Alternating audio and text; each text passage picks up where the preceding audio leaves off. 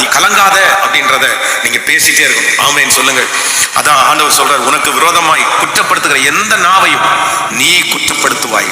கர்த்தர் சொல்கிறார், மனுஷனுடைய வார்த்தைகளுக்கு நீ அஞ்ச வேண்டாம் என்று ஆண்டவர் சொல்கிறார். பயப்படவே கூடாது, அஞ்சவே கூடாது. அப்படிப்பட்ட ஒரு ஸ்பிரிட் உங்களுக்குள்ள இருக்குமானால் நீங்க மன அழுத்தத்துல இருந்து ரொம்ப அழகா நீங்க வெளியே வருவீங்க. உங்களுக்கு மன அழுத்தம் உங்களை விட்டு வெகு சீக்கிரத்திலே கடந்து போய்விடும். ஆமென் சொல்லுவோம். விசுவாசிக்கிறீர்களா? அப்போ காலையில கண்ணை முழிச்ச உடனே உங்களை பார்த்து நீங்க பேசணும். என்ன எந்திரிக்கலையா அப்படின்னு தான் கேட்கணும். ஆமென். சிலர் இன்னும் கொஞ்சம் கை முடக்கி கொண்டு தூங்கட்டும் அப்படின்னு நினைக்க கூடாது. உங்களை பார்த்து நீங்க பேசணும். பேசுனீங்கன்னா பரவாயில்ல. ஆனா நிறைய பேர் அப்படி பேசுற பழக்கமே இல்லை. அப்படி உற்சாகப்படுத்தணும். என்ன இன்னும் பல் வளர்க்கலையா அப்படின்னு உங்க மனைவி கேட்கக்கூடாது, உங்க கணவனார் கேட்கக்கூடாது. யார் கேட்கணும்? சத்தமா சொல்லுங்க. மனைவி கேட்டாங்கன்னா, அம்மா அப்பா கேட்டாங்கன்னு என்ன சொல்லுவாங்க? போமம்மி, உனக்கு வேற வேலையே இல்லை, கொஞ்ச நேரம் அமைதியா இரு அப்படின்னு தான் நம்ம சொல்லுவோம். ஆனா நீங்களே உங்களை கேட்டீங்கன்னா அடுத்த நிமிஷமே நீங்க என்ன பண்ணுவீங்கன்னா, எந்திரிச்சு போய் அவ்வளவுதான் உங்க வேலையை முடிக்க ஆரம்பிப்பீங்க. இன்னும் குளிக்கலையா அப்படின்னு உங்களை பார்த்து நீங்க கேட்கணும். பக்கத்துல உள்ளவங்க கேட்டாங்கன்னா நாளைக்கு பார்த்துக்கலான்னு வைங்க.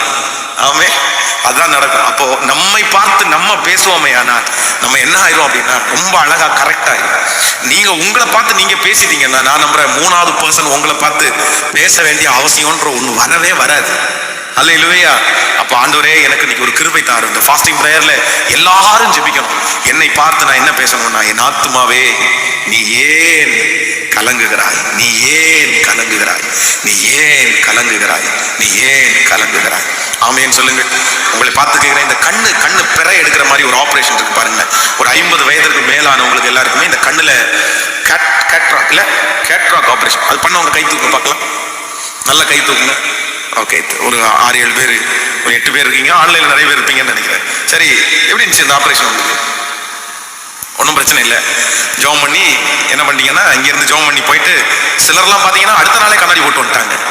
ஒரு வேளை கண்ணாடி எடுத்து போட்டுட்டு ஆபரேஷன் முடிஞ்சிச்சு பாஸ்டர், அவ்வளோதான் அப்படின்னா அது என்ன ஆபரேஷன் அப்படின்னா, உள்ளுக்குள்ளே இருக்கிற அந்த ஒரு சின்ன ஒரு லேயர், அந்த லேயரை மட்டும் அவங்க தனியாக வந்து அதை எடுத்துருவாங்க. ஆனா இந்த கண் ஆபரேஷன் எனக்கு தெரிந்து வந்து இந்த கண் ஆபரேஷனுக்காக நான் ஜெபம் பண்ணது எப்படியும் வந்து அந்த ஆபரேஷன் ஒரு 100-200 பேருக்கு மேலே ஜெபம் பண்ணியிருப்பேன். நீங்க போயிட்டு பண்ணிட்டு வாங்க அப்படின்னு ஜெபம் பண்ணி அனுப்பியிருப்பேன்னு வைங்க. ஆனா அந்த 100 பேர்ல ஒருத்தரை நான் சந்திச்சேன். அவர் என் வாழ்க்கையில ரொம்ப என்னை அப்படியே ஒரு வித்தியாசமா பண்ண ஆரம்பிச்சிட்டாரு. கண்ணு ஆபரேஷன் சொன்ன உடனே அவருக்கு பயம் பிடிச்சிருச்சு. ஐயோ, கண்ணுக்குள்ள கத்தி விடுவாங்களா, கண்ணுக்குள்ள அப்படியே கத்திரி வச்சு கட் பண்ணி 2ஆ பிளந்து உள்ளுக்குள்ளேருந்து எடுப்பாங்களா அப்படின்னு எல்லாம் யோசிச்சு அவர் வந்து கிட்டத்தட்ட ஒரு 7 டைம் அந்த ஆபரேஷனை தள்ளி போட்டாங்க. இன்னைக்கு பண்ணலாம் அப்படின்னு ஜெபம் பண்ணுவாரு. ஜெபம் பண்ணிட்டு போன உடனே நானும் சரி நாளைக்கு எப்படி பண்ணிடுவார் அப்படின்னு நினைச்சிட்டு வந்தேன். அடுத்த நாள் வந்தா, இல்ல பாஸ்டர் எனக்கு கொஞ்சம் பயமா இருந்துச்சு, நான் பண்ணல அப்படின்னு ஒரு 7 டைமா தள்ளி போட்டு கடைசியில பாத்தீங்கன்னா மன அழுத்தமே அவருக்கு வந்துருச்சு. பயம் வந்து தூக்கம் வராம நைட்டு தூங்காம எந்திரிச்சு உட்கார்ந்து இருக்கிறது. யாருக்கு எதுக்கு? இத்தனையும் பாத்தீங்கன்னா அவ்வளோ பலசாலியான மனிதன், அவ்வளோ வெயிட்ட தூக்குவாரு. அந்த ஆபரேஷனை குறிச்ச ஒரு பயம் கண்ணுக்குள்ள நமக்கு வந்து ஒரு சின்ன ஏதாவது போட்டாலே நமக்கு கஷ்டமா இருக்கும். அவருக்கு அந்த மாதிரி பயப்பட்டு கடைசியில வந்து அவர் ஒரு கண்ணு பண்ணிட்டு அந்த ஒரு கண்ணுக்கு வந்து அவருக்கு பாருங்க நேரம் பாருங்க, இவர் என்னமோ டென்ஷன் ஆனதுனால அந்த கண்ணு வந்து ரெட் ஆயிடுச்சு. ஆபரேஷன் பண்ண கண்ணு. உடனே டாக்டர் சொல்லுவாங்க, உங்களுக்கு பிபி ஏறிச்சுங்கய்யா, ஆபரேஷன் பண்ணும்போது இவ்வளவு பிபி ஏறக்கூடாது அப்படின்னு. இவருக்கு ஆபரேஷன் பண்ணதுனால பிபி ஏறல, இவர் பயந்ததுனால பிபி ஏறிச்சு. அதுக்கப்புறம் அதை சரி பண்றதுக்கு அப்புறம் 2வது கண்டு இன்னும் ஆபரேஷன் பண்ண சுத்திட்டு இருக்காரு. கேட்டா அது 2-3 வருஷம் ஆகி போச்சு, வேணாம் நான் பண்ணல, எனக்கு ஒன்னே போதும் அப்படின்றாரு. அப்போ ஆண்டவருடைய பிள்ளைகளே, ஒரு காரியத்தை குறித்ததான அந்த பயம் வந்து எத்தனையோ 1000 பேர் வந்து அதை வந்து ரொம்ப அசால்ட்டா ஈஸியா பண்ணிட்டு போறாங்க. ஏன் அப்படின்னா அவர்களுக்குள்ள இருக்கிற அந்த மன தைரியம் தான் காரணம். ஏன்னா அவங்கள என்ன பண்ணிட்டாங்க அப்படின்னா, அவங்கள செட் பண்ணிட்டாங்க. இதான் ஆபரேஷன், ஓகே நீ போய் படுத்துக்கோ, ஆபரேஷன் பண்ணுவாங்க, ஒன்றும் பிரச்சனை இல்லை அப்படின்னு. ஆனா இதுல ரொம்ப கஷ்டப்படுறவங்க யார் அப்படின்னா, எல்லாம் தெரிஞ்சுட்டு போறாங்க பாருங்களேன், அவங்க தான் ரொம்ப கஷ்டம். என்னை பொறுத்த வரைக்குமே ஒண்ணுமே தெரியாம இருக்கிறது நமக்கு, சொல்லுங்களேன், அந்த ஆபரேஷனை குறிச்சு அதெல்லாம் ஒண்ணும் தெரியாம நமக்கு, சொல்லுங்களேன், அந்த ஆபரேஷனை குறிச்சு அதெல்லாம் ஒன்றும் தெரியாம இருக்கிறது நல்லது. சிலருக்கு வந்து ரொம்ப ஓவரான எனக்கு தெரிஞ்சுக்கணும் அப்படின்னா ஒரு வியாதி அப்படின்னு உடனே கூகுளில் போட்டு பார்த்துருவாங்க. சரி இந்த வியாதி என்ன அப்படின்னு, இந்த ஆபரேஷன் எப்படி நடக்கும் அப்படின்னு. அவன் பார்த்தீங்கன்னா கட் பண்ணி அப்படி 2ஆ பிளந்து வச்சிருப்பாங்க. ஐயோ, அதை பார்த்த உடனே நமக்கு நிறைய பேருக்கு எல்லாம் போயிடும், என்ன இப்படியா இருக்கு அப்படின்னு. அதே ஆபரேஷன் நாளைக்கு நம்ம பண்ணும்போது நமக்கு சிந்தை எங்க போயிடும் அப்படின்னா, கண்டிப்பா இப்படிதான் கட் பண்ண போறாங்க. ஆனா உண்மையாகவே ஆபரேஷன் பண்ணும்போது நமக்கு அவங்க கட் பண்றதும் தெரியாது, அவங்க மூடுறதும் தெரியாது, அவங்க ஸ்டிச் பண்றதும் நமக்கு தெரியாது. ஏன் அப்படின்னா அதுக்கு என்ன கொடுத்துருப்பாங்கன்னா, இன்ஜெக்ஷன் பண்ணி மயக்க மருந்து கொடுத்துதான் அந்த ஆபரேஷனை பண்ணுவாங்க. ஆனா அந்த ஓவரா தெரிஞ்சுக்கணும்னு ஆசைப்படுறவங்க எல்லாருமே கஷ்டப்படுவாங்க. அதனால ஒரு விதத்துல சிலதை நம்ம கற்றுக்கொள்ளாமல் இருப்பது நல்லது. ஆமேன்னு சொல்லுங்க. ஆனாலும் அந்த மாதிரி ஒரு சூழ்நிலையை ஆண்டவர் உங்களுக்கு அனுமதிக்கும் போது நீங்க உங்களை என்ன பண்ணுங்க அப்படின்னு சொன்னா, அதற்கு தகுந்த மாதிரி நீங்க உங்களை என்ன பண்ணுங்கன்னா அழகா நீங்க செட் பண்ணி மோட்டிவேட் பண்ணிடுங்க. ஓகேப்பா, நீ ஆபரேஷனுக்கு போற, இவ்வளவு நேரத்தில் உனக்கு ஆபரேஷன் முடிய போகுது, ஓகே ரைட்டு, ஒரு 2 மாசம் ரெஸ்ட் எடுக்க போற, அழகா ரெஸ்ட் எடுத்துட்டு அந்த நீ ரெஸ்ட் எடுக்கிற நேரத்தில் நல்ல செய்தியை கேட்டுட்டு வசனத்தை வாசிச்சு பைபிளை ஒரு டைம் வாசி முடிச்சிட்டு அப்படின்னு சொல்லி அழகா ப்ரோக்ராமை செட் பண்ணி நீங்க போய் படுத்துட்டீங்க அப்படின்னு சொன்னா, நான் சொல்றேன், துக்கத்தோட போன நீங்க எப்படி வருவீங்கன்னா சந்தோஷமாய் வருவீர்கள். அந்த ஆபரேஷனும் அந்த மருத்துவமனையில அனுமதிக்கப்படுகிற அந்த நாளும் உங்களுக்கு ரெஸ்டா தான் இருக்குமே தவிர உங்களுக்கு வேதனையா இருக்கவே இருக்காது. ஆனா அதே நேரத்துல உங்கள்கிட்ட காசு இருக்கு, நல்ல டாக்டரே சித்தப்பா பையன் தான், ஆனா நீங்க பயப்பட்டீங்கன்னா அந்த ஆபரேஷனும் அந்த ஹாஸ்பிட்டல்ல இருக்கிற நாளும் உங்களுக்கு எப்படி இருக்கும் அப்படின்னா ரொம்ப சூனியமான நாட்களா இருக்கும். அதான் இந்த மலைவாழ் ஊழியத்துக்கு போன ஒரு தேவ மனுஷனை சிறைச்சாலையில் அடைத்தாங்க. 30 வருடம் வெளிச்சமே இல்லாத ஒரு சிறைச்சாலைக்குள்ள அடைச்சிருக்காங்க. கொஞ்சம் இருட்டான ஒரு அறைக்குள்ள 30 ஆண்டுகள் இருந்திருக்கிற 30 years. ஆனா 30 ஆண்டுகள் முடித்து வெளியே அதற்கு பிறகு 20 ஆண்டுகள் ஊழியம் செய்திருக்கிறார். அப்போ அவர்கிட்ட கேட்டாங்களாம்மா, எப்படி அந்த காலத்தை கழிச்சிங்க அப்படின்னு. அவர் சொன்னாராமா, எனக்கு உங்க சூரிய வெளிச்சம் தான் தெரியல, ஆனா பரலோக வெளிச்சம் எனக்கு உள்ள இருந்துச்சு, என் கூடயே இருந்துச்சு. நான் ரொம்ப என்ஜாய் பண்ணேன், ரொம்ப சந்தோஷமா இருந்தேன். அந்த 30 years எந்த மனுஷனுடைய முகத்தையும் பார்க்காம கர்த்தருடைய முகத்தையே பார்த்து நிறைய பைபிள் வாசித்து நான் ரொம்ப சந்தோஷமா இருந்தேன்.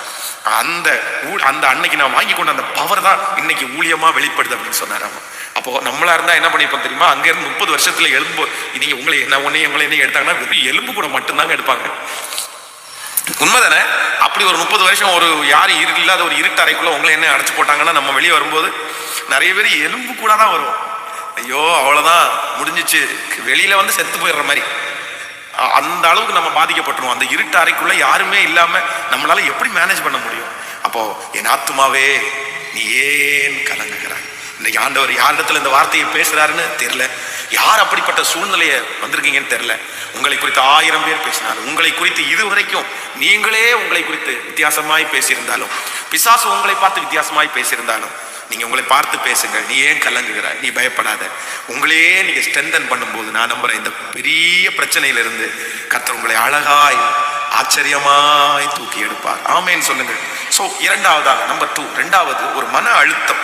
இதுல இருந்து ஆண்டவருடைய பிள்ளைகள் கண்டிப்பாக முன்னேறணும். அதற்கு என்ன வழி அப்படின்னா, நீங்கள் ரொம்ப அழகாய் ஒரு வசனத்தை வாசிக்கலாம். ஆதியாகமம் 13ஆம் அதிகாரத்தை எடுங்கள்.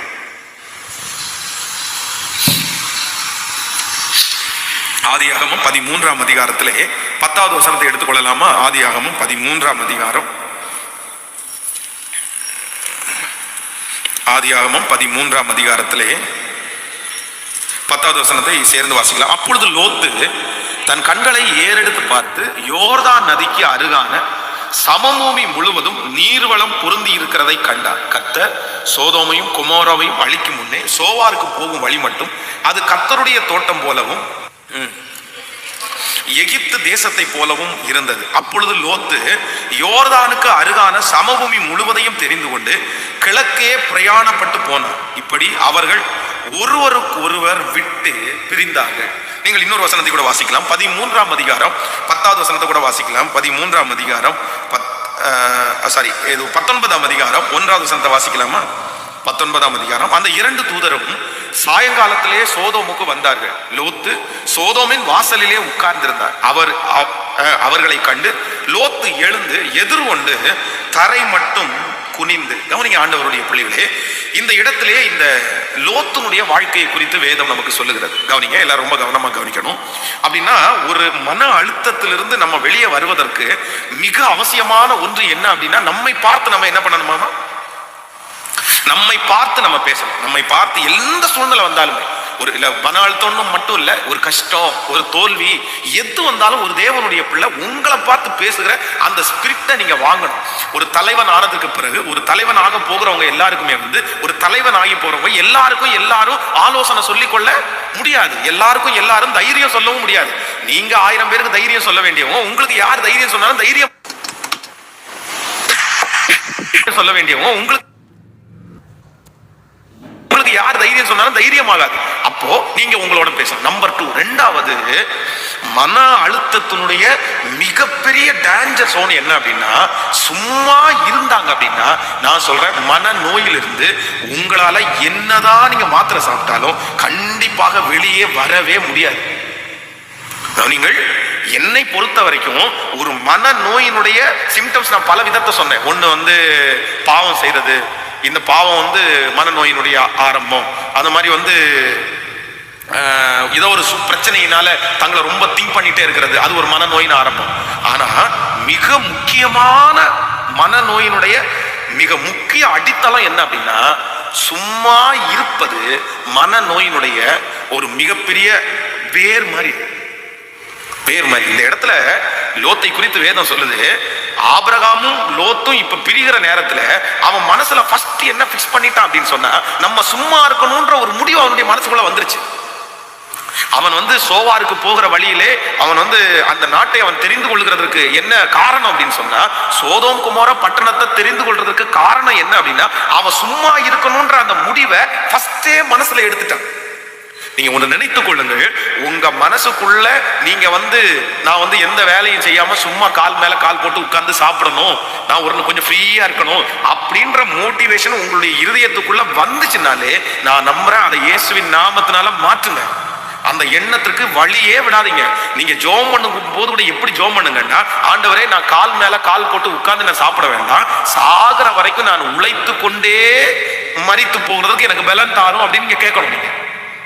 நீங்க அந்த ஜபத்தை பண்ணுங்க. நிறைய பேருக்கு இந்த செட்டில் ஆகணும்ன்ற ஆசை உங்களுக்கு இருக்கலாம். நான் சொல்றேன், வயதான காலத்திலே வயதை தாண்டும் போது ஒரு நல்ல வீட்டிலே குடியிருந்து ஆண்டவரை ஆராதித்து ஜெபம் பண்ணி அப்படி நீங்க இருக்கிறது தவறல்ல. ஆனா நீங்க சும்மா இருக்கணும். நம்ம இவ்வளவு காலம் உழைச்சிட்டோம், நம்ம இவ்வளவு காலம் நாயா பேயா அலைஞ்சிட்டோம். கவனிங்கள், இதுல ஒரு காரியத்தை நான் உங்களுக்கு சொல்லணும். சிலர் தங்களுடைய வேலையை கடினமாய் நினைப்பது மிகப்பெரிய தவறு. உங்களுடைய கடமைகளை நீங்கள் கடினமாய் நினைப்பது ரொம்ப தவறு. பொதுவாக உதாரணத்துக்கு கொண்டு சொல்றேனே, இன்னைக்கு உங்களுக்கு சமைக்கணும்னு வைங்க. சமைக்கிறது உங்களுடைய கடமை. நீங்க சமைச்சு உங்க பிள்ளைகளுக்கு சாப்பாடு. ஆனா சரி, ஏதோ ஒரு நாள் சமைக்காம வெளியில சாப்பிடணும் அப்படின்னு நினைக்கிறது தவறல்ல. சரி, ஏதோ ஒரு நாள் வித்தியாசமா இருக்கும் அப்படின்னு. ஆனா சிலருக்கு சமைக்க போகணும்னாலே என்ன வருது சொல்லுங்களேன், சமைக்க போனாலே எரிச்சல் வருது. ஐயோ, என்னத்த சமையல் கிச்சனுக்குள்ள போய் நின்று பாத்திரத்தை விளக்கி அப்போ இது நல்லதா கெட்டதா? சத்தமா சொல்லுங்க. அப்போ நான் சொல்றேன், உங்களுக்கென்ற வேலை அது உங்களுக்கென்று கொடுக்கப்பட்டிருக்கிற ஊழியம். நீங்க அதை எப்படிதான் செய்யணும் அப்படின்னா, அதை என்ஜாய் பண்ணி தான் நீங்க செய்யணும். அதை நீங்க சந்தோஷமாய் செய்யணும். நீங்க சந்தோஷமாய் செய்யும் போது அது உங்களுக்கு வருத்தமா தெரியாது. ஆனா நீங்க துக்கத்தோட செஞ்சீங்கன்னா அது உங்களுக்கு கண்டிப்பா என்ன பண்ணும் சொல்லுங்களேன், உங்களுக்கு கஷ்டமா தெரியும். நீங்க நிறைய பேருக்கு ஏன் சமையல் கஷ்டமா தெரியுது அப்படின்னு சொன்னா, அது போகும்போதே எப்படிதான் அந்த மூஞ்சி நாரிட்டு போவாங்கன்னு சொல்லுவாங்கல்ல. நம்ம ஊர்ல சொல்லுவாங்க, மூஞ்சி நாரிட்டே போறா பாரு அப்படின்னு. அப்ப அந்த மூஞ்சி நாரிட்டே போனா அப்ப அதை சமையல் என்ன பண்ண முடியும்? இல்ல, எல்லாவற்றையும் அதுக்கு நம்ம 1000 சாக்கு சொல்லுவோம். பைப்பு ஒழுகுது அப்படின்னு ஓயாம நிறைய வீட்டுல அந்த மாதிரி சண்டையில வரும். பைப்பு ஒழுகுட்டே இருக்குது பாருங்க, அடைக்க மாட்டீங்களா அப்படின்னு. எந்த வீட்டுலதான் பைப்பு ஒழுகாம இருக்குது? 10 வருஷம் ஆயிடுச்சு அப்படின்னா அதனுடைய பலவீனமாகுது. வாடகை வீட்டுல மாத்தாம வச்சிருக்காங்க. அப்போ நம்முடைய முழு மனதா இப்பொழுது இந்த ஊழியம் தேவன் எனக்கு கொடுத்திருக்கிற இந்த ஊழியம் எனக்கு கொடுக்கப்பட்டிருக்கிற ஒரு வேலை. என்னுடைய வேலை இது நான் செய்ய வேண்டிய பணி. இப்போ நான் என்ன பண்ணணும் அப்படின்னா, எனக்கு இன்னைக்கு பலவீனம் தான், எனக்கு இன்னைக்கு கஷ்டமா தான். காலையிலே ஒரு 1000 தும்மல் தும்மி இருப்பேன்னு வைங்களேன். 1000 டைம் தும்மி இருப்பேன் இன்னைக்கு காலையில மட்டும். அப்படியே அப்படின்னு அந்த காத்து இப்போ ரொம்ப காத்தா இருக்குல்ல, அதனால ஜன்னலை திறந்து வச்சுட்டு படுத்துட்டோம், ஒத்துக்கல எனக்கு. ஆனா நான் என்னன்னா ஐயோ, யாராவது ஒருத்தர் பிரசங்கம் பண்ண வந்தா நல்லா இருக்குமே அப்படின்னு நினைக்கவே இல்லை. இல்ல, யாராவது ஒருத்தர் பாட்டு பாட வந்தா நல்லா இருக்கும் அப்படின்னு நினைக்கவே இல்லை. என்ன நான் நினைக்கிறேன் அப்படின்னா, இதை என்னன்னா சந்தோஷமா செய்யறேன். இதை ஒரு பெரிய லட்சியமா நினைக்கிறேன். ஐயோ, நமக்கு கொடுக்கப்பட்டிருக்கிற ஊழியம் எவ்வளவு பெரிய விஷயம், ஆண்டவரே நமக்கு தந்திருக்கிறாரு. இத்தனை ஜனங்கள் சர்ச்சுக்கு கேட்கறாங்க, இத்தனை ஜனங்கள் ஆன்லைன்ல கேட்கறாங்க, இந்த ஊழியத்தை பர்ஃபெக்டா செய்யணும், ஆண்டவரே அதுக்கு பலன் தாங்க அப்படின்னு சொல்லி நான் இங்கே துக்கத்தோடு நிக்கல.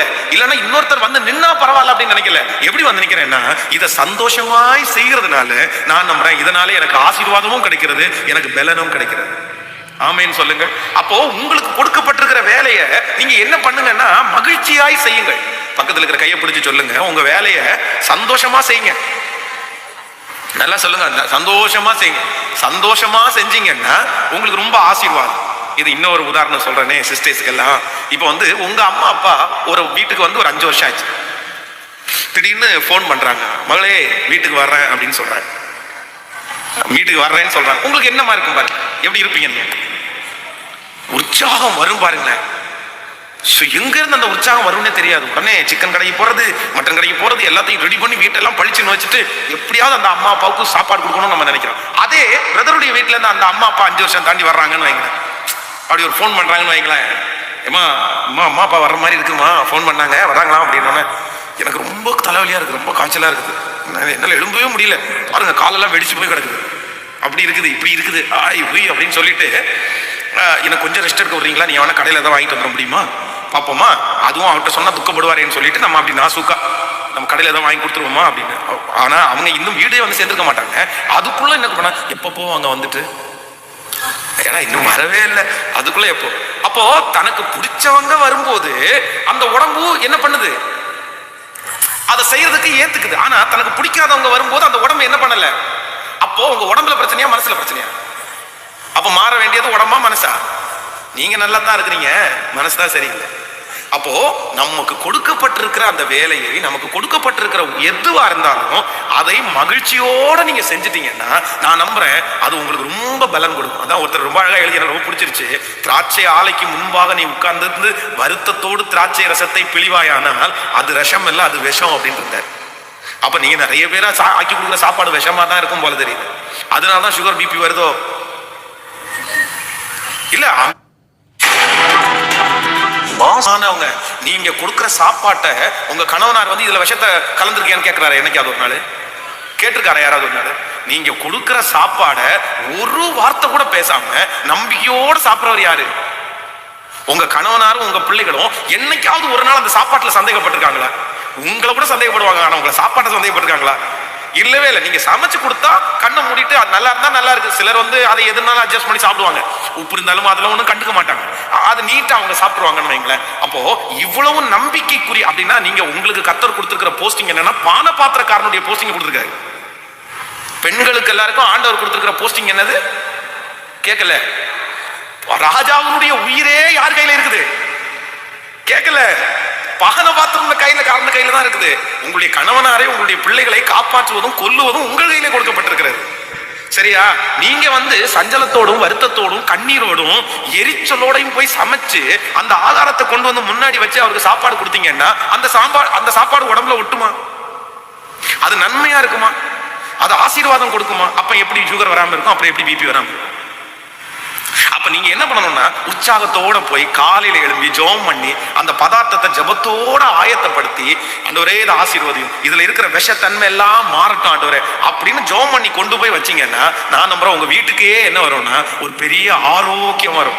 உங்க பிள்ளைகள் எப்படி வளருவாங்கன்னா ஆரோக்கியமாய் வளருவார்கள், கொழுத்த கன்றுகளை போல வளருவார்கள். ஆமேன்னு சொல்லுங்க. அப்போ எல்லாருமே ஒண்ணு நினைச்சுக்கோங்க, நமக்கு கொடுத்திருக்கிற வேலையை கஷ்டத்தோட அல்ல, எப்படி செய்யணுமாமா? சந்தோஷத்தோடு. சொல்லுங்க, பக்கத்துல இருக்கிற கையை பிடிச்சு சொல்லுங்க, எந்த வேலையானாலும் சந்தோஷத்தோடு. நீங்க அங்க இருந்து வெளியே போகணும்னு நினைக்கிறீங்களா? ஒரு மேனேஜர்ட்ட ஒர்க் பண்றீங்க, உங்களுக்கு அந்த இடத்துல சந்தோஷமா இல்லை. நான் என்ன சொல்றேன்னா நீங்க அழகா நீங்க போயிருங்க, நீங்க வேற வேலையை பாருங்க. ஆனா இருக்கிற வரைக்கும் நீங்க எப்படி செய்யுங்க? உங்க கையில கொடுக்கப்பட்டிருக்கிற வேலை என்னவா இருந்தாலும் மகிழ்ச்சியா செய்யுங்க. நான் நம்புறேன் அதுல கர்த்தருடைய கரம் உங்களோடு இருக்கும். நீங்க செய்யறதெல்லாம் கர்த்தர் வாய்க்க பண்ணுவார். நமக்கு 1000 சோக கதை சொந்த கதை இருக்கத்தான், அதை எங்க காமிக்க கூடாது. கேட்கல, பக்கத்துல இருக்கிற கையில பிடிச்சு சொல்லுங்க, வேலையில காமிச்சிடக்கூடாது. நம்ம நிறைய அம்மாமா இருக்கு இல்ல ஐயாமா இருக்கு, அவங்க சோகமா இருக்கிறதும் சந்தோஷமா இருக்கிறதும் எங்க தான் தெரியும். சந்தோஷமா இருந்தாங்கன்னா அன்னைக்கு சாப்பாடு, சாம்பார், கூட்டு, பொரியல் வித் பிளஸ் பாயாசம். ஓ என்னம்மா இன்னைக்கு பாயாசம் செஞ்சிருக்க, ஹாப்பியா இருக்க. ஆனா துக்கமா இருந்தாங்கன்னா ரசம். ஏமா தொட்டுக்கிறதுக்கு எதுவும் இல்லையா? ஏன் ஊறுகாய் வைக்க வேண்டியதானே? ஊறுகாய் இருக்குல்ல தொட்டுக்கிறதுக்கு, அன்னைக்கு ரசம் தான் சாப்பாடு. இல்லைன்னா வெறுங்கறி, அந்த கறிக்கு பேரே வெறுங்கறி. அந்த கறிக்குள்ள எதுவுமே இருக்காது, அது வெறும் கறியா தான் இருக்கு. அந்த வெறுங்கறியை எடுத்து கொடுத்துருவாங்க. அப்போ இல்ல, நம்முடைய சந்தோஷத்தையும் துக்கத்தையும் எங்க காமிக்க கூடாது. நம்முடைய கஷ்டத்தை இல்ல சாப்பாட்டுல இல்ல வேலையிலன்னு சொல்லுங்க. சாப்பாடுன்றது உங்களுக்கு புரியறதுக்காக இங்க நிறைய பெண்கள் நீங்க இருக்கிறனால உங்களுக்காக நான் சொன்னேன். பொதுவாக நம்ம எல்லாருமே நம்முடைய கஷ்டத்தை என்ன பண்ணக்கூடாதுன்னா, இதுல யார் ரொம்ப கவனமா இருந்தாருன்னா யோசேப்பை குறித்து வேதம் சொல்லுது, அவனுடைய தகப்பனார் தன்னுடைய தகப்பனாருடைய குடும்பத்தை மறக்கிறதுக்கு கிட்டத்தட்ட 20 years ஆயிடுச்சு, 20 வருஷம். அவர் எப்ப சொல்றாருன்னா, என் வருத்தம் யாவையும் என் தகப்பன் வீட்டையும் நான் மறக்கும்படி பண்ணினார் அப்படின்ற வார்த்தையை எப்ப சொல்றாரு அப்படின்னா, அவனுக்கு பிள்ளை பிறந்ததுக்கு அப்புறம் சொல்றாரு. அவர் திருமணமாகி பிள்ளை பிறந்த அந்த பிள்ளைக்கு பேர் வைக்கும் போதுதான் என்ன சொல்றாருன்னா, என் வருத்தம் யாவையும் என் தகப்பன் குடும்பத்தையும் தேவன் மறக்கும்படி பண்ணினார். அப்போ கிட்டத்தட்ட 20 வருஷம் ஆச்சு அவங்க அம்மா அப்பாவுடைய அவங்க குடும்பத்தை மறக்கிறதுக்கு 20 வருஷம். இப்போ ஃபர்ஸ்ட் இயர் அந்த பட்டணத்துக்குள்ள நுழையிறாரு, அடிமையா நுழையிறாரு. அப்போ தன்னுடைய குடும்பத்தை பிரிஞ்ச அந்த சோகம் 20 வருஷத்தை விட ஃபர்ஸ்ட் வருஷம் ரொம்ப ஜாஸ்தியா இருக்கும்ல. முதல்ல பிரியும் போது எவ்வளவு கஷ்டமா இருக்கும். ஆனா வேதம் சொல்லுது, யோசேப்பு செய்த எல்லாவற்றையும் கர்த்தர் ஆசீர்வதித்தார். அவன் அந்த இடத்துல செஞ்சது எல்லாம் நல்லா இருக்கு அப்படின்னு அந்த வீட்டினுடைய எஜமானன் கண்டு எல்லாத்தையும் யார்கிட்ட ஒப்படைச்சாராமா? யோசேப்புட்ட ஒப்படைச்சார். அப்போ அவனுடைய சோகத்தை எங்க காமிக்கல? கேட்க சொல்லுங்க. தன்னுடைய வேலையில தன்னுடைய பொறுப்புல காமிக்கல. நம்மளா இருந்தா என்ன பண்ணுவோம் தெரியுமா? அந்த துணியை வச்சு துடைக்கும் போதே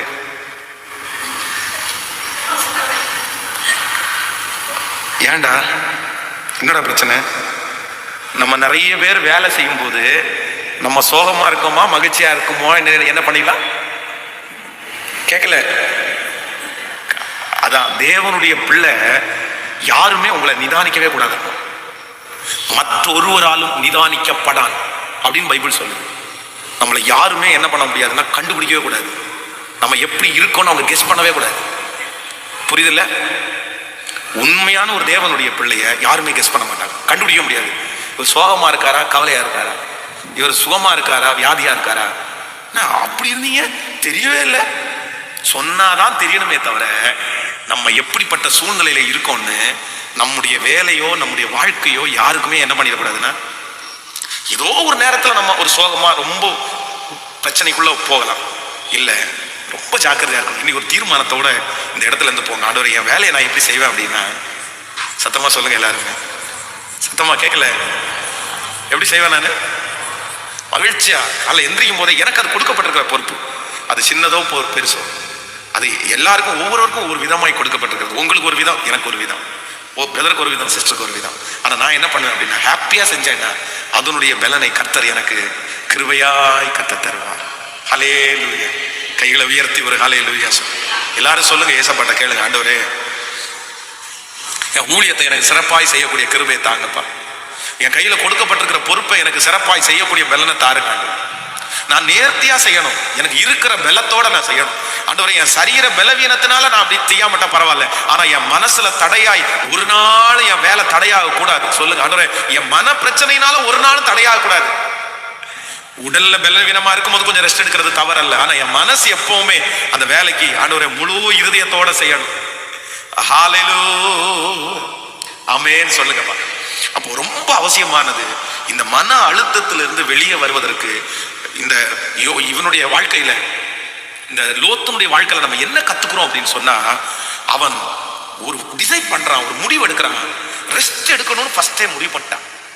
நம்ம சம்பாதிச்சிட்டோம், நம்ம நிறைய ஆயத்தப்படுத்திட்டோம், இனி இங்கே இருந்து போகிற ஒரு இடம் எப்படிப்பட்ட இடமா இருக்கணும்னா, நம்ம கஷ்டப்படாத செட்டில் ஆகிற மாதிரி ஒரு இடமா இருக்கணும்னு நினைச்சிட்டான்.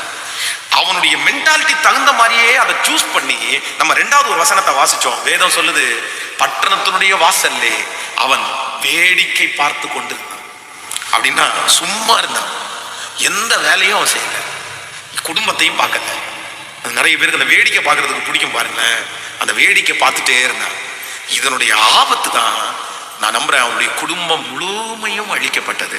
இந்த ஜெபத்துல இருக்கிற ஒவ்வொரு பிள்ளைகளுக்கும் அன்பாய் சொல்லுகிறேன், நீங்க சும்மா இருந்தீங்கன்னா கூடிய சீக்கிரத்திலே மன அழுத்தத்திற்குள்ள ஆளாகிடுவீங்க. மன அழுத்தத்தினுடைய இன்னொரு வேர் என்ன அப்படின்னா, சும்மா இருக்கிறதா இன்னொரு வேர். எனக்கு என்ன வேலை, எனக்கு வேலையே இல்லை பாரு, எனக்கு வேலை கிடைக்கல, போகிற இடத்துல எல்லாம் இல்ல ஏதாவது நீங்க படிச்சது உங்களுக்கு கிடைக்காம இருக்கலாம், நீங்க நினைச்சது, நான் சென்னையில ஸ்டோர் லொகேஷன், நீங்க படிச்சது உங்களுக்கு கிடைக்காம இருக்கலாம், நீங்க நினைச்சது உங்களுக்கு கிடைக்காம இருக்கலாம். ஆனா சும்மா இருக்காம நீங்க எதையாவது ஒண்ணுல போய் ஜாயின் பண்ணிருங்க. அதற்கு பிறகு கர்த்தர் உங்களுடைய சிறுமையை பார்த்து நீ நினைக்காததும் உனக்கு அறியாததும் உனக்கு எட்டாததுமான பெரிய காரியத்தை கர்த்தர் உங்களுக்காக செய்வார். சும்மா இருக்கிறது ஆசீர்வாதம் இல்ல, சும்மா இருக்கிறது சாபம். சொல்லுங்க, நல்லா கையை கொடுத்து சொல்லுங்க, சும்மா இருக்கிறது ஆசீர்வாதம் இல்லை. எல்லாரும் சொல்லுங்க, சும்மா இருக்கிறது ஆசீர்வாதம் இல்லை. சும்மா இருக்கிறதுக்கு எத்தனை பேருக்கு பிடிக்கும்? எல்லாருக்கும் பிடிக்கும் இல்ல? இல்ல, வாரத்துக்கு ஒரு நாள் ஓய்வு எடுக்கிறது தவறல்ல. ஆண்டவர் சொல்றாரு 6 நாள் வேலை செய், 7ஆம் நாள் ஓய்வு நாள். என்ன மனசார ஆராதிச்சுட்டு நீ நல்ல ரெஸ்ட் எடுத்துக்கோ. விவசாய நிலத்தை கூட சொல்றாரு 6 வருஷம் விவசாயம் பண்ணு, 1 வருஷம் அந்த நிலத்தை சும்மா போட்டு அடுத்து செய்யலாம்.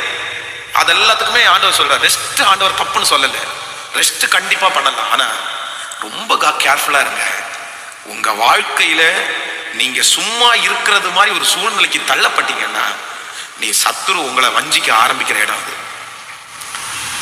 சத்துரு உங்களை வஞ்சிக்கிறேன் இருக்கவே. உங்க பிள்ளைகளையும் அப்படிதான். இந்த சத்தத்தை கேட்கிற யாராவது வீட்டுல பிள்ளைகள் சும்மா இருக்கிறாங்களா? நான் சொல்றேன், எங்கேயாவது ஒரு கோர்ஸ் ஜாயின் பண்ணியாவது விட்டுருங்க. ஒரு படிக்கிறதுக்காவது எங்கேயாவது இடத்துல அனுப்பி விடுங்க. இல்லைன்னா ஏதாவது ஒண்ணு பண்ணட்டும். ஆனா நீங்க ஒண்ணுக்கு மட்டும் அலோவ் பண்ணாதீங்க. ஒரு வாரம், ஒரு 3 நாள், ஒரு 4 நாள் ஏதோ ஒரு இடத்துல போறாங்க, ஃப்ரெஷ் ஆகுறாங்க, தப்பு இல்லை. ஆனா ரொம்ப நாள் அவங்க அப்படி இருந்துட்டாங்கன்னா திரும்ப அவங்களால எதுலையுமே என்ன பண்ண முடியாதுன்னா கான்சன்ட்ரேட் பண்ணவே முடியாது. இந்த லாக்டவுன் கூட நிறைய பிள்ளைகளுக்கு ஆபத்தா மாறினதுக்கு என்ன காரணம் அப்படின்னா, மோஸ்ட்லி கெட்டு போன பிள்ளைகளுடைய லிஸ்ட் எடுத்து பார்த்தா அம்மா அப்பா 2 பேருமே வேலைக்கு போற பிள்ளைகள் தான் நிறைய பேர் கஷ்டப்படுறாங்க. நிறைய பேர் மன அழுத்தத்துக்குள்ள ஆளாயிருக்காங்க, அம்மா அப்பா வேலைக்கு போற பிள்ளைங்க. ஏன்னா அவங்க 2 பேரும் வேலைக்கு போயிட்டு இந்த பிள்ளைகளுக்கு சாப்பாடு எங்கேயோ இடத்துல ஆக்கி வச்சுட்டு டிவியோ இல்லைன்னா மொபைலையோ கையில கொடுத்துட்டு போயிட்டாங்க. இந்த பிள்ளைங்க சும்மா இருந்து எதையாவது ஒண்ணு பார்த்து இன்னைக்கு நிறைய பிள்ளைங்க பாத்தீங்கன்னா ஸ்கூலுக்கு போறதுக்கு இன்ட்ரெஸ்டே இல்லை பாருங்க, படிக்கிறதுக்கு இன்ட்ரெஸ்டே இல்லை பாருங்க. நிறைய ஃபேமிலியில பயங்கரமான பிரச்சனை, ஸ்கூலுக்கு போறதுக்கு பிரச்சனை. ஏன்னா சும்மா இருந்து பழகிட்டாங்க, இப்ப அவங்களால போக முடியல. அதனால உங்க பிள்ளைகளை அப்படி ஒரு நாள் என்ன பண்ணிடாதீங்கன்னா அலோவ் பண்ணிடாதீங்க. ஏதாவது ஒண்ணு பண்றதுக்கு அவங்கள இன்ட்ரெஸ்ட் படுத்துங்க. தூங்குறதுக்கு உங்க பிள்ளைங்க தூங்கட்டும், தப்பு இல்லை. ஏதோ ஸ்கூலுக்கு போற இல்லாத டைம் ஒரு 7 மணி நேரம் தூங்குறாங்க, ஸ்கூல் லீவு டைம் ஒரு 8 மணி நேரம் தூங்குறாங்க, சரி பரவாயில்ல விட்டுருங்க. ஆனா அதுக்கு மேலேயும் உங்க பிள்ளைகளை தூங்க விடுறது தவறு. அதே போல ஒரு கணவனார், ஒரு தகப்பன், ஒரு வீட்டு தலைவர். இன்னைக்கு நிறைய பேருக்கு இந்த வீட்டுல இந்த ஹோம் வீட்லயே ஒர்க் பண்றாங்க பாருங்க, ஆபீஸ் போவாங்க. நான் சொல்றேன் ரொம்ப டேஞ்சர், அதுதான் ரொம்ப கஷ்டம். ஆபீஸ் போனாலாவது கொஞ்சம் நிறைய ரீஃப்ரெஷ், ஏதாவது ஒன்று வீட்டிலேயே உட்காந்து சிலர் அதை பிளஸ்ஸா எடுத்துட்டு அதுல நிறைய விஷயங்களை பண்ணிடுறாங்க. அதுல பைபிள் வாசிக்கிறாங்க, செய்தி கேட்கறாங்க, ஃபேமிலியோட டைம் ஸ்பெண்ட் பண்றாங்க. சிலர் அதால ஏத்துக்க முடியல, ஏன்னா வீட்லயே உட்கார்றதுனால அவங்க கஷ்டமா இருக்குது. ஆனா ஒரு ஆண் மகன் கண்டிப்பா சொல்றேன், வேலை இல்லாமல் இருக்கவே கூடாது. உங்கள் பிள்ளைகள் படித்தார்களா, முடிக்கவே அவனுக்கு என்ன பண்ணுங்கன்னா ஒரு வேலையை நீங்க ரெடி பண்ணிருங்க, ஒரு வேலையை ஆயத்தம் பண்ணிடுங்க. இப்ப அடுத்து ஒரு ஆஃபாலி லீவ் வருதா, ஒரு 2 நாள் 3 நாள் அவங்க ஃப்ரீயா இருக்கட்டும், தப்பு இல்லை. ஆனா அந்த 7 நாளுக்காக இப்பவே அந்த ப்ரோக்ராம்ஸ் செட் பண்ணிருங்க. நீங்க அடுத்த ஃபைனல் எக்ஸாம் முடிஞ்ச உடனே லீவ் ஒரு 6 மாசம் 3 மாசம் வருதா, உங்க பிள்ளைங்க அந்த 3 மாசத்துக்குள்ள அதுக்காக அவன் தலை மேல பொறுப்புகளை நீங்க திணிங்கன்னு நான் சொல்லல. அப்படியே திணிச்சு அப்படி பண்ணு இப்படி பண்ண, அவனை மாதிரி இரு இவனை மாதிரி இரு அப்படின்னு நீங்க சொல்லாதீங்க. அந்த மாதிரிலாம் வேண்டாம், அந்த மாதிரிலாம் பண்ணாதீங்க. ஆனா உங்க பிள்ளைகளை ஃப்ரீயா இருக்கிறதுக்கு மட்டும் நீங்க என்ன பண்ணாதீங்கன்னா அது ஒரு குற்றம் அப்படின்னு உங்க பிள்ளைகளுக்கு சொல்லி கொடுங்க. நீ சும்மா இருக்கிறது ஆபத்துன்னு சொல்லி கொடுங்க. சும்மா இருந்தா நீ நல்லா வர முடியாதுன்னு சொல்லி கொடுங்க.